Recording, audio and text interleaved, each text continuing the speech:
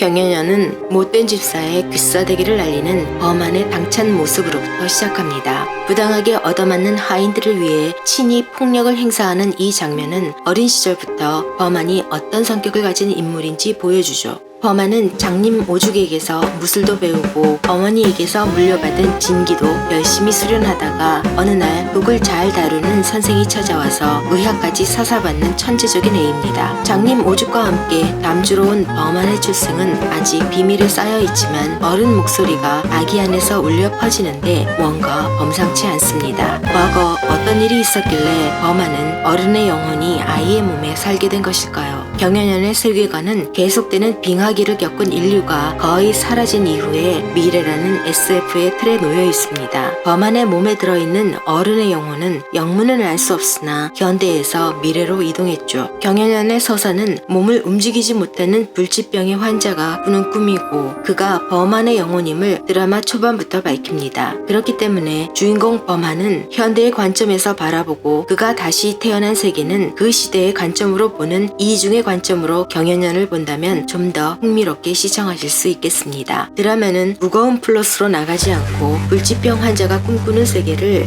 정치와 무협 드라마의 형식을 빌어서 위트가 넘치는 방식으로 풀어갑니다. 범한이라는 짜증난다는 이름을 가진 그는 21세기의 기억을 간직한 채 5대 중국의 모습을 꼭 닮은 남경에서 태어납니다. 범한은 호부상서의 사생아로 작은 어촌 담주에 사는 할머니에게 배달되고 그곳에서 성장합니다. 범한의 엄마는 남경의 중앙정보부 감사원의 설립자였으나 범한이 태어난 직후 살해되었죠. 그 이후 범한은 어머니의 경호원이었던 오죽의 보호를 받으면서 사라진 현대의 기억을 바탕으로 세상을 이방인처럼 바라보다가 감사원에서 보낸 자객에게 암살당할 뻔합니다. 범한은 자신이 평범한 사람이라고 생각했는데 암살의 위협을 받게 되자 어머니의 비밀과 자신이 암살까지 당해야 하는 이유를 캐기 위해서 남경의 수도로 향하죠. 무엇보다도 수도로 상경하려는 가장 강력한 동기는 범한 자신이 왜 다른 시대의 기억을 가지고 있는가에 대한 의문일 것입니다. 수도에 도착한 범한은 사당에서 우연히 임원아를 만나서 사랑에 빠집니다. 그녀는 황실 장공주의 딸이면서 황제의 명에 의해서 이미 범한의 정혼녀이기도 합니다. 황제는 범한이 임원아와 결혼해서 장공주가 장악한 황실의 돈구멍 내고의 재정권을 뺏기를 원하죠. 범한은 황실의 돈줄을 둘러싸고 황제와 두 황자 그리고 감사원의 음모에 휘말리게 되고 이런 상황에서 그는 자신이 꿈꾸는 살아있는 동안의 즐거운 삶은 사라질지도 모른다고 생각합니다. 즐거운 삶을 지키기 위한 범한의 극단적인 행동으로 현대의 가치는 조금씩 신세계에 유입됩니다. 범한의 능력으로 신세계 사람들에게 보여줄 수 있는 현대의 가장 큰 가치는 예술입니다. 소설책 전문 암기 싹 가능한 범한은 홍루몽을 시장에 유통시키고 시 대회에서 두보의 등고를 암송해서 우승도 하죠. 그리고 우승한 시가 베낀 거 아니냐고 추궁받던 자리에서 또다시 두보의 시 수백 편을 암송해서 스타가 됩니다. 이 장면은 신세계 사람들은 범한이 이야기하는 이상적인 국가와 인간의 권리는 이해하지 못하지만 지배권을 비평하는 두보의 시에는 열광하는 이중성을 보여줍니다.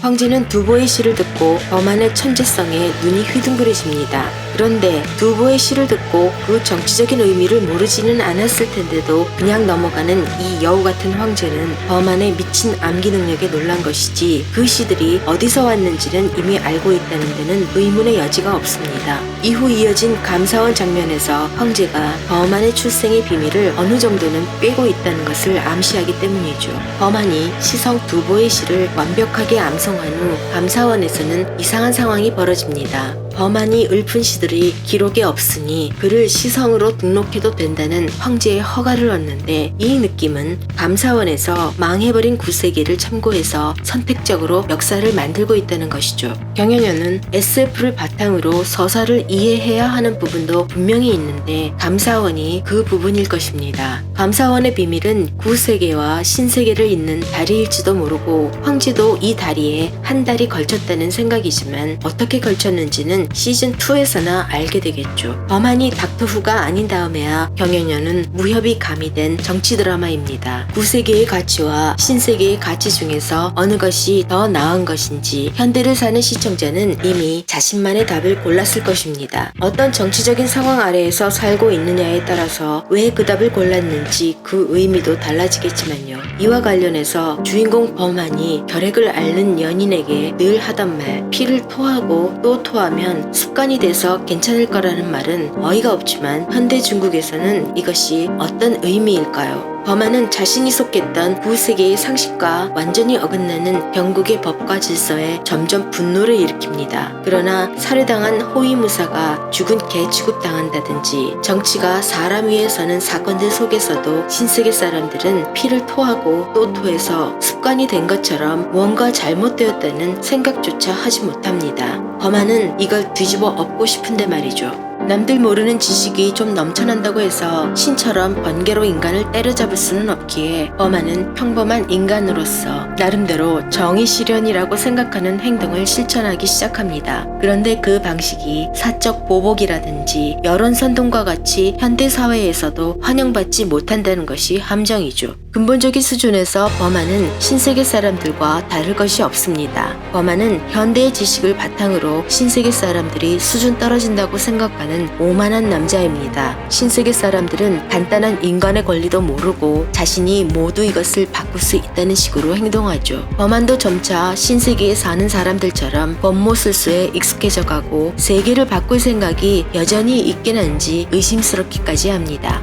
내 목숨을 지키면서도 동시에 세상을 바꿀 수 있다는 범한의 희망은 본인의 입에서 박살납니다. 국제의 첩자 사리리를 신문하면서 범한은 그녀에게 희망은 이 세상에서 가장 무섭다고 말합니다. 희망은 사람을 피폐하게 만드는 것이기 때문이죠. 그렇다면 드라마 전체에서 보여주고 싶어하는 희망이라는 설정, 범한이라면 신세계에서 인간의 권리와 행복을 만들어줄 수 있다는 희망은 가능한 것일까요? 불가능합니다. 범한이 꿈꾸는 희망이란 남경의 황제가 그에게서 원하는 것을 얻기 위해 준 미끼에 불과하거든요. 뭐든지 다 아는 이놈의 황제는 범한을 움직일 수 있는 힘은 위협이 아니라 희망이라는 것도 이미 알고 그를 조종합니다. 경연연의 싸움 구경도 놓칠 수는 없습니다. 솔직히 드라마 초반에 닭다리 때문에 포기할 뻔한 걸 계속해서 보게 만든 원동력은 액션씬입니다. 범한은 장검을 쓰지 않고 단검과 암기 위주의 근접전 스타일인데 여태까지 액션에서 단검 쓰는 놈들은 좀 치사한 놈들이었다는 편견 때문에 범한의 전투 스타일이 그다지 협객처럼 보이지는 않습니다. 범한 역시 대여필도 아니라서 영악한 그의 성격과 교활한 결투 장면은 잘 매치됩니다. 난폭한 진기를 쏟아낸다는 범한의 무공은 그가 그다지 좋은 사람만은 아니라는 전체적인 느낌과 잘 맞기도 하죠. 그의 액션은 남성적이고 무겁지만 단 하나, 해당 타타와 범한의 비무는 짝짓기하는 새들 같아서 뭐라 할 말이 없습니다. 범한을 연기한 배우는 캐릭터의 여러 가지 모습들을 잘 묘사합니다. 사랑에 빠진 범한은 로맨스에 존재할 남주 같고 가족관계에서는 넓은 가슴을 가진 큰오빠를 연상케 하며 정치판에서는 오만하고 교활한 게 절대상교의 강소호 뺨춥니다. 재수없는 표정 또한 범한에게는 일상적이죠. 이런 얼굴들이 합쳐진 게 범한이라는 인물이니 연기하기가 쉽지는 않았겠습니다. 연기를 잘하면 갈수록 매력이 넘친다더니 저에게는 장약윤이 그런 케이스입니다. 로맨스 하니까 생각나는데 범한과 그의 약혼녀 닭다리 소녀는 서사의 흐름에 전혀 중요하지 않습니다. 닭다리 임원아는 거의 나오지도 않지만 황제에게는 범한을 조종하고 위협하기 위한 수단입니다. 한 가지 찝찝한 것은 닭다리는 왜 드라마의 도입 부분에서 범한과 우연히 만났을까 하는 점입니다. 느낌적인 느낌은 황제와 임원아가 짜고 친 고스톱이라는 건데 제가 원래 낭만적인 닭다리 사랑 같은 거 믿지 않거든요. 멸망한 구시대의 비밀을 어렴풋이 감지한 파워 플레이어들의 책략으로 인해서 범한은 잔잔한 연못에 떨어진 먹이가 됩니다. 숨어있던 붕어들은 먹이로 던져진 범한을 차지하기 위해서 수면 위로 떠오르고 황제는 이 난리통을 이용해서 목적을 향해서 진군합니다. 신기에서 왔다고 여겨지는 엽경미의 아들 범한은 세상의 모든 지식이 존재하는 신계의 열쇠일지도 모르죠.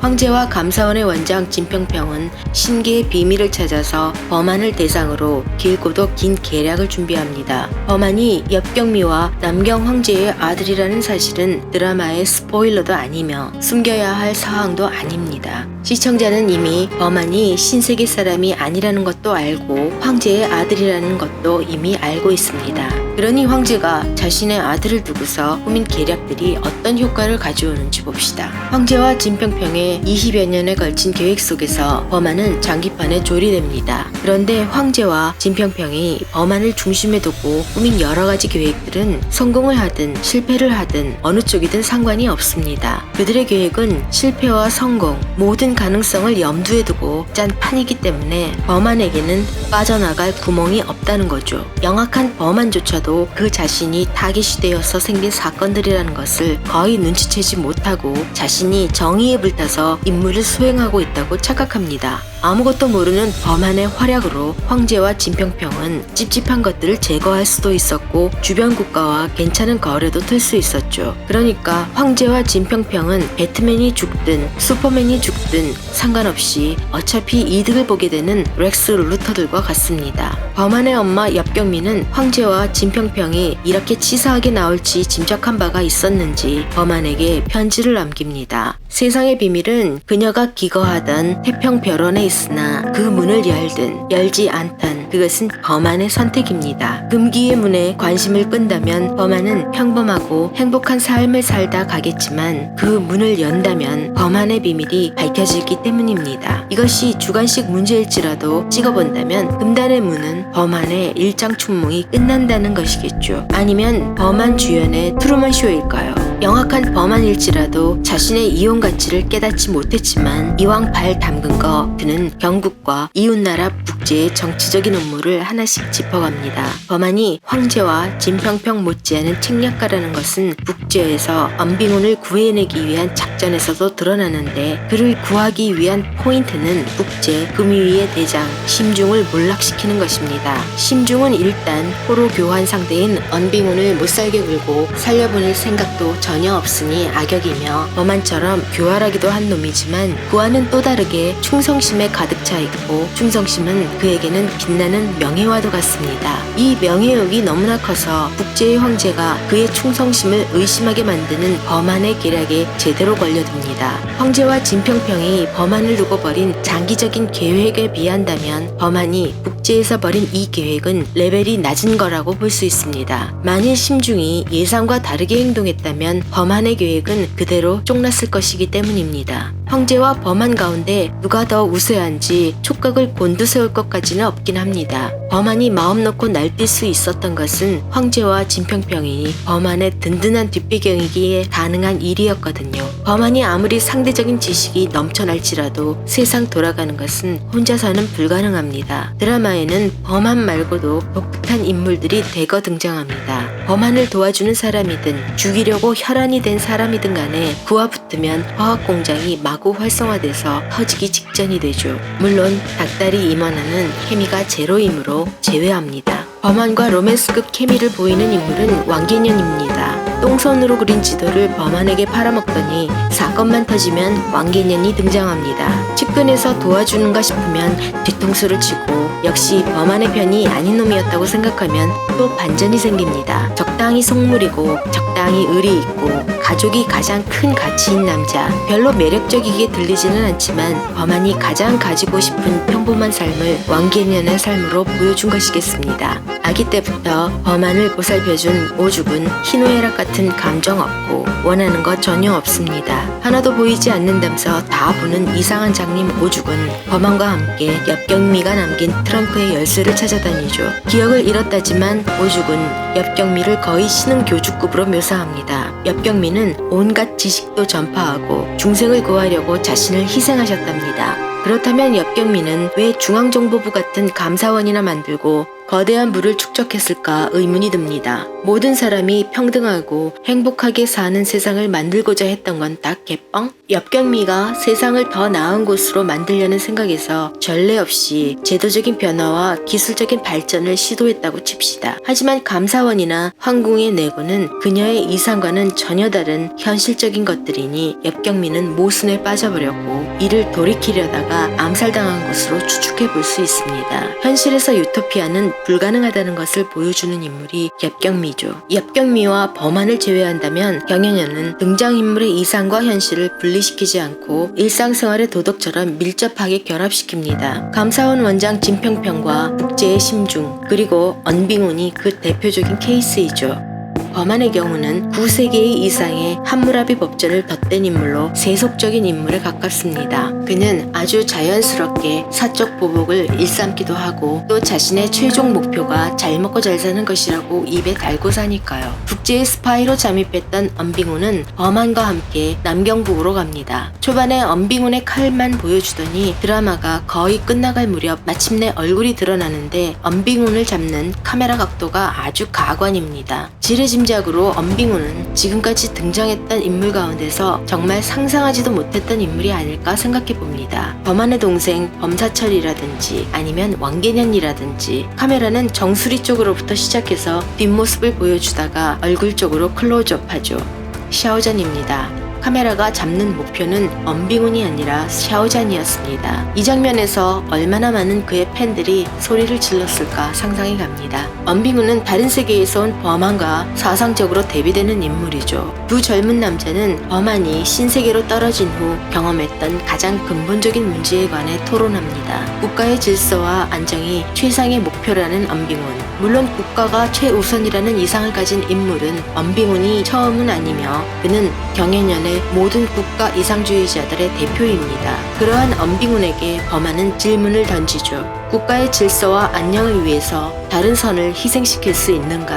혹은 다른 악을 방치할 것인가? 두 남자의 대화는 끝을 맺지 못했고 경연연도 국가의 번영과 인간의 권리 사이에서 어떤 가치를 우선해 둘 것인가에 아직은 결론을 내리지 않았습니다. 시즌2에서는 이에 대한 대답을 할 것으로 기대되지만 현대 중국의 정권 아래에서 얼마만큼 소신있게 답을 할지 지켜봐야 하겠습니다. 지금까지 강호풍운의 콜이었습니다. 시청해주셔서 감사합니다.